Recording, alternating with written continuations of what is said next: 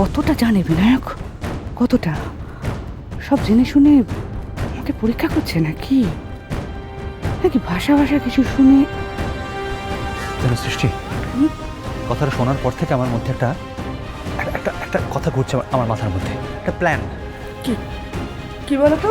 না, আমি আমি ভাবছিলাম যে ধরো ধরো যদি আবার তোমার আর সূর্য পানিগ্রাহীর একটা ডুয়েট পারফরমেন্স হয়, কেমন হয়? কি তুমি এভাবে রিঅ্যাক্ট করছো কেন?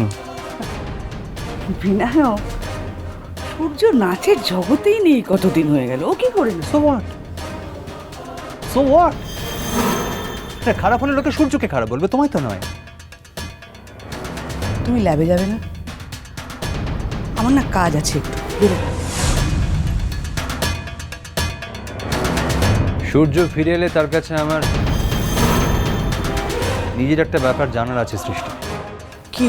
কাজল এবং উর্বশীর কথা। সূর্য তো নিজে মুখে বলেই দিয়েছে ও একা, তুমি আবার কেন জিজ্ঞেস করতে যাবে ওকে? সৃষ্টি, কাজল উড়িষ্যাতে কার সঙ্গে নাচতে গিয়েছিল তুমি দেখেছো? আমি দেখিনি, বলতে পারবো না। সাংবাদিকদের কাছে খবর আছে তারা নাকি সূর্যের সঙ্গে শঙ্খমালা পানিগ্রাহীকে দেখেছে। সৃষ্টি, শঙ্খমালা তো কাজলেরই নাম। তাহলে কি ব্যাপারটা এরম দাঁড়াচ্ছে না যে কাজল তার শ্বশুর বাড়ি ছেড়ে দিয়ে সূর্য পানিগ্রাহীর কাছে, তার মায়ের পরিচয়ই? না না না, কিছুতেই না। তুমি কি করে জানলে? না, তুমি তো বললে তুমি কিছুই জানো না। আর যা সত্যি সেটা বলার জন্য এত গলার জোরের দরকার হয় না। তোমার এত টেনশন কিসের? কাজল যদি সূর্য পানিগ্রাহী মেয়ে না হয় তাহলে হবে না, তার জন্য এত গলার জোরের তো দরকার নেই। কাজল কলকাতায় কোথায় থাকে সেটা জানাটা খুব জরুরি। কেন? জানাটা অবশ্য খুব কঠিনও নয়। জানাটা জরুরি কেন? ওর সঙ্গে তোমার কি? না না, ওর সঙ্গে আমার কিছু না, তবে আবার অনেক কিছু বটে। দেখো সৃষ্টি, কাজল যদি সত্যি সূর্য পানিগ্রাহীর সঙ্গে থেকে থাকে তাহলে কাজলকে খুঁজে বার করতে পারলেই সূর্যকে খুঁজে পাওয়া যাবে। আর সূর্য পানিগ্রাহীর মতো মানুষকে খুঁজে পাওয়ার ক্রেডিটটা যদি আমি পেতে পারি তাহলে ছাড়বো কেন বলো? একটা কথা তোমাকে আমি অনেকদিন আগে বলেছিলাম সৃষ্টি, আমি বিজ্ঞানী, স্বভাব উদাসীন। হয়তো অনেক সময় অনেক কিছু আমার নজর এড়িয়ে যায়, কিন্তু আমি যদি মনে করি কোনো ব্যাপারে নজর দেব তাহলে তার একেবারে গভীরে যেতে পারি। যতটা গভীরে গেলে একটা সত্যকে ছোঁয়া যায়, সত্যের আত্মাকে ছোঁয়া যায়, ততটাই গভীরে।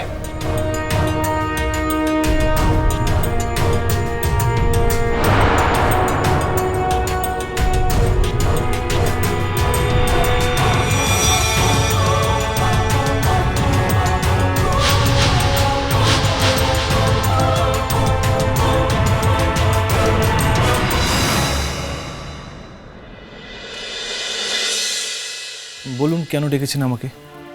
কি কথা জুটু, তোমাকে তো ডাকারই কথা ছিল। মাঝখানে অবশ্য একটা নিষ্পত্তি হয়েছে, মানে একটা ব্যাপারে। মানে আমি ওর কাছে এত মানে করছো কেন?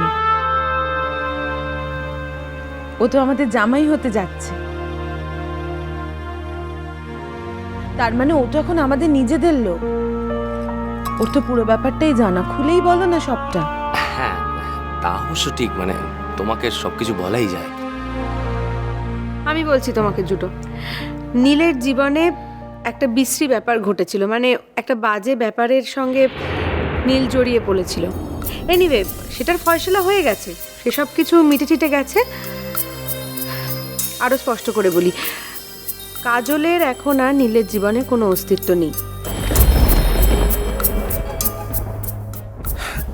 দেখুন, নীলের ব্যক্তিগত জীবন নিয়ে আমার কিছু জানার আগ্রহ নেই।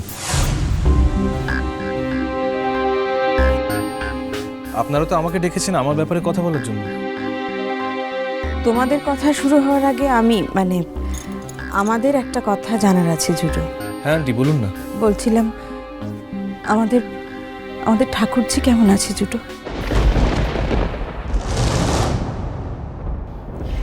এত ফোনে কথা বলতে ইচ্ছা হয় আমার মেয়ের সঙ্গে, কিন্তু কাকে ফোন করলে যে কথা কওয়া যাবে সেটাই তো বুঝতে পারছি না কো। অমতাকে তো ফোন করেছিল, কিন্তু সে মনে হয় আর মোটে ফোন ধরেনি কো। তোমার মা ফোন ধরেছিল। মা ফোনটা আর আমাকে দেয়নি, আপনার কথা বলা হয়নি। না, তোমার বললে বাড়ি ঘরে নিয়ে তাকে ডাকা যাবে নি। আসলে ওই উড়িষ্যা থেকে ফিরে আসার পর আমি টানা কয়েকটা দিন ডে অ্যান্ড নাইট হসপিটালে কাজ করে চলেছি। কিছু ক্রিটিক্যাল পেশেন্ট ছিল আমার। তো বেশ, তো আমি সময় মতো আমাকে ধরিয়ে দেবো ফোনে। বুঝতেই তো পারো জুটো, এইটুকু জানার জন্য, মানে আমাদের ঠাকুরজিটা কেমন আছে এটুকুই জানার জন্যে। আর আমরাও যে ও বাড়ি গিয়ে একটা খোঁজ নিয়ে আসবো, তারও তো কোনো। আপনি যাবেন আন্টি? যখন ইচ্ছে যাবেন। কেউ প্রতিরোধ গড়ে তুললে তো আপনাদেরই সেই প্রতিরোধ ভাঙতে হবে নিজেদের মেয়ের স্বার্থে। এখানে আমার একটা কথা বলার আছে মা। আমাদের সমাজে মেয়েদের বিয়ে ঠিয়ে হয়ে গেলে তারা শ্বশুরবাড়ি চলে যায় এবং সেই বাড়িটাকেই নিজের মনে করে সেখানে থাকাটা অভ্যেস করে। সেটাই এতদিন জেনে এসেছি। আপনারাও তাই করেছেন, আমরাও তাই করছি।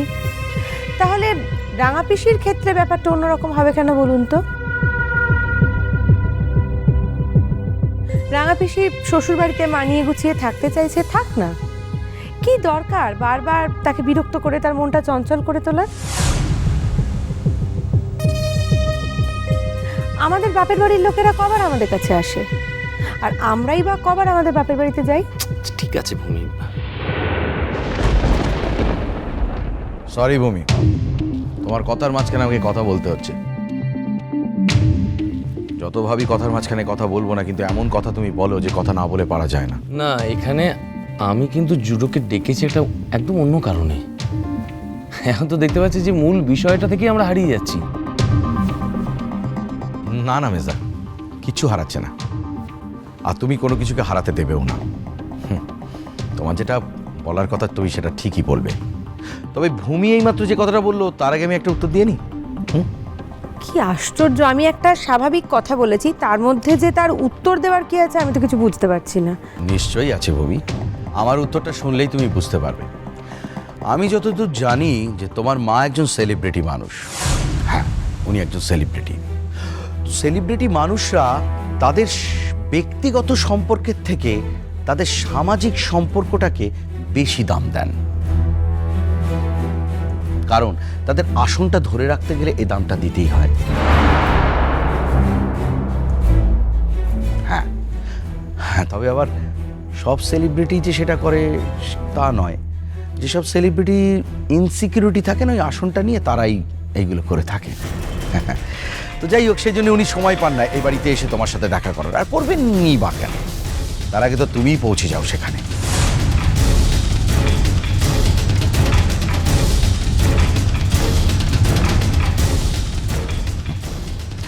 আর তোমার বাবা প্রথম থেকে যেসব কাজকর্ম তুমি একের পর এক করেছো, তাকে যা খোরাক করেছো সবার সামনে, তিনি আর তোমার সঙ্গে দেখা করতে আসেন না।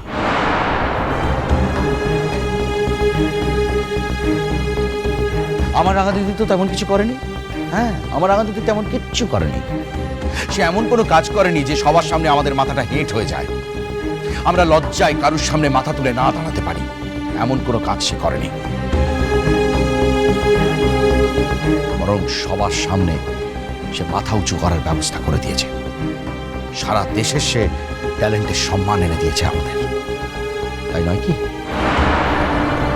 মেচকা, মিমির ব্যাপারে তোমরা আমাকে কথা বলতে ডেকেছিলে তাই এসেছিলাম, কিন্তু এখন আমার মনে হচ্ছে মিমির ব্যাপারে মানে এ বাড়িতে কথা বলার লোকজনের অভাব নেই, তাই আমাকে ছুটি দাও, আমি যেতে চাই।